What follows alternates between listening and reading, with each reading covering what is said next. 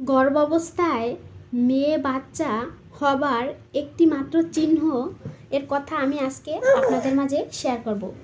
যে চিহ্নটা থেকে আমি বুঝতে পারছিলাম যে আমার মেয়ে বাবু হবে। হ্যালো ভিউয়ার্স, আসসালামু আলাইকুম, welcome back to my channel.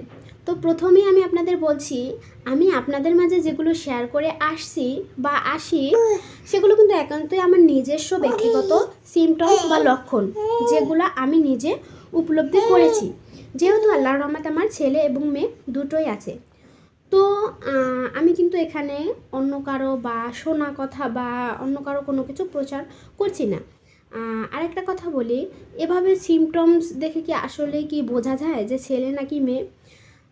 এটা হলো গিয়ে, আমি যদি বলি যে আগের যুগের যে দাদি নানিরা তারা কিন্তু অবশ্যই এরকম সিমটমস দেখে কিন্তু বলে দিতে পারতো ছেলে নাকি মেয়ে হবে, আর তাদের কিন্তু অনেকটাই কিন্তু ফলতো। আসলে কিছু কিছু লক্ষণ আছে যেগুলো দ্বারা কিন্তু আসলে বোঝা যায় বা যেগুলো কিন্তু আসলে হয়। তো অনেকে এগুলো বিশ্বাস করেন, অনেকেও বিশ্বাস করেন না। তো আমি কিন্তু অনেকগুলোই মানে পেয়েছি যেগুলো আমার ক্ষেত্রে হয়েছে, মুরব্বীদের কথা ফলসে। তো সেগুলো কিন্তু শেয়ার করি। যাদের ভিডিওটা ভালো লাগবে তারা কিন্তু ভিডিওটা শুরু থেকে শেষ পর্যন্ত দেখে নিতে পারেন, না দেখে কমেন্ট করবেন না, উল্টাপাল্টা কোনো কমেন্ট করবেন না। আগে ভিডিওটা দেখুন, তারপর শুনুন, তারপর প্লিজ দয়া করে কমেন্ট করুন। এগুলো আমি সবসময় বলতেছি যে আমার নিজস্ব বিষয় শেয়ার করছি। তো বলছি, কি একটা বিশেষ চিহ্ন আছে যেটা দ্বারা আপনি বলতে পারবেন যে এটা মেয়ে বাবু। এটা কিন্তু আমি অনেকের মুখেই শুনছি, আর সেটা হচ্ছে গিয়ে আপনার নাভির নিচ থেকে তলপাট অবধি এবং বুক পর্যন্ত যে স্ট্রেট একটা লাইন থাকে, কালো দাগ, লিনিয়া নিগ্রা, যেটার নাম বলা হয়, বাংলায় বলা হয় লিনিয়া নিগ্রা। তো এই যে লিনিয়া নিগ্রা রেখাটা মূলত কিন্তু সবারই আছে, ছেলেদেরও আছে, মেয়েদেরও আছে। তো অনেকের কিন্তু গর্ভাবস্থা ছাড়াও এই রেখাটা দেখা যায়, আবার অনেকের কিন্তু দেখা যায় না। তো গর্ভাবস্থার সময় মানে প্রেগনেন্সির সময় এই লিনিয়া নিগ্রাটা কিন্তু দেখা যায় অনেক কালো হয়ে যায় বা অনেকেরটা হয় না। তবে বিশেষ করে এই কালো হওয়ার যে ব্যাপারটা, এটা হচ্ছে কি একটা হরমোনের জন্য, হরমোনের পরিবর্তনের জন্য কিন্তু এই কালোটা হয়, তবে সবার ক্ষেত্রে কিন্তু হয় না। তো আমি বেশিরভাগই দেখেছি যে মেয়ে বাবুর সময় এই লিনিয়া নিগ্রাটা কালোটা হয় না, সাদা থাকে। আমার বেলাও কিন্তু সেটা ছিল। এই লিনিয়া নিগ্রাটা একেবারেই দেখা যায় নাই, মানে কোনো যে লাইন আছে বা কোনো যে স্ট্রেট রেখা আছে এরকম কোনো কিছুই দেখা যায় না।